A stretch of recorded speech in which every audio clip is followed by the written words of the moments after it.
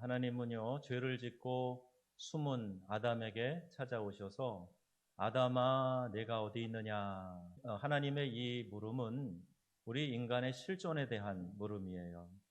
우리가 어떤 존재인지, 지금 어떤 상태에 있는지, 이런 것들을 하나님이 다 알고 계셔서 너가 지금 어디 있니? 이렇게 물어보고 계시는 것과 같습니다. 이 기사는 대부분 공간복음에 다 나옵니다. 큰 놀라운 사건으로 기억하고 있다 하는 것에 대한 반증이에요. 그 제자들이 믿음이 없는 것에 대해서 예수님이 책망하시는 걸로 이 기사가 마무리되어 있습니다. 이 갈릴리 바다에서 고기 잡는 사람들 가운데 예수님에게 제자로 부름받은 이들이 여러 명이 있었지요. 가끔 돌풍이 불어요. 돌풍이 불면은 바람만 막 일어나는 게 아니라 이 물결도 파도도 막 크게 일어나서 마치 큰 바다에서 겪는 것과 같은 그런 어려움을 당하게 되는 겁니다. 거기 일어나는 돌풍을 패닉이라고 이야기하는데 우리가 어떤 일에 패닉 상태에 빠졌다 하는 때 사용하는 그 말이에요. 배에 타고 있는 상황에서는 최대의 위기를 지금 맞고 있는 것이지요. 우리 인생을 항해로 비유합니다.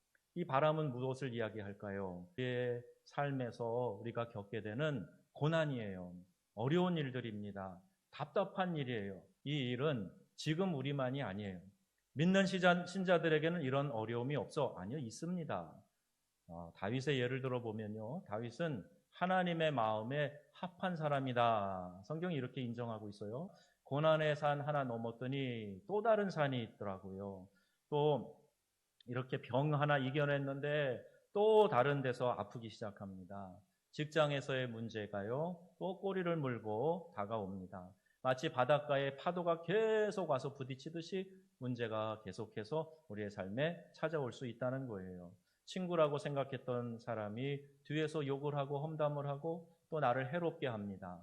정말 믿었던 사람인데 내가 또 그 사람에게 많은 것들을 또 이렇게 베풀고 했는데 배신을 하는 그런 경우들도 있죠. 피와 살을 나눈 아들 압살롬 아닙니까? 그 압살롬이 아버지에 대해서 서운한 마음을 가지고 있다가 아버지 다윗을 죽이려고 모반을 합니다. 다윗이 얼마나 견디기 힘들었을까요? 하지만 곧 그는 그 어려움을 극복합니다. 23절과 24절 사이에 시간이 얼마나 흘렀는지 잘 모르겠어요. 어부 출신의 이 제자들이 자기들의 힘으로 어찌 해보려고 안간 힘을 쓰지 않았을까? 결국에는 아이고 안 되겠다. 우리가 죽겠나이다. 그제서야 예수님에게 가서 자기들의 어려운 문제를 지금 하소연하고 있어요.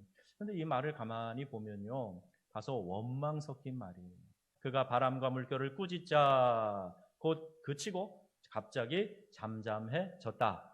제자들은 그 상황과 예수님의 권세를 보고 두려워하고 놀랍게 여기며 말합니다. 그가 누구이기에 바람과 물을 명함에 순종하는가? 제자들은 예수님의 권능에 대해서 영광을 돌렸어요. 그들은 두려워하며 기이 여겼어요.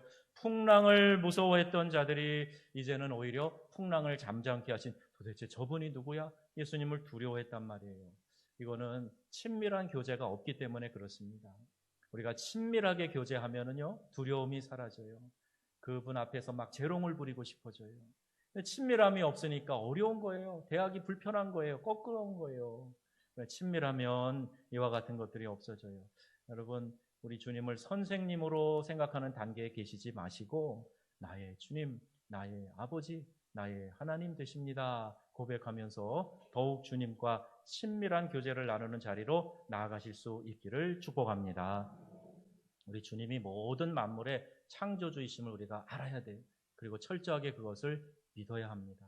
갑자기 찾아오는 어려운 폭풍도 우리 하나님이 어떤 분이시지 않으면 거기까지껏 하게 되는 거예요.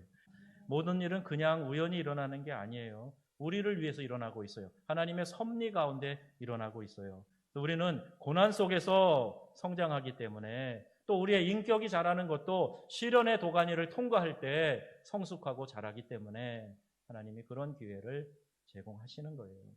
그러므로 고난만 따로 분리해서 생각하지 말고 이 전체 그림 속에서 내 인생의 항해의 큰 그림 속에서 고난의 문제를 생각해 보시고 다루시면 유익합니다.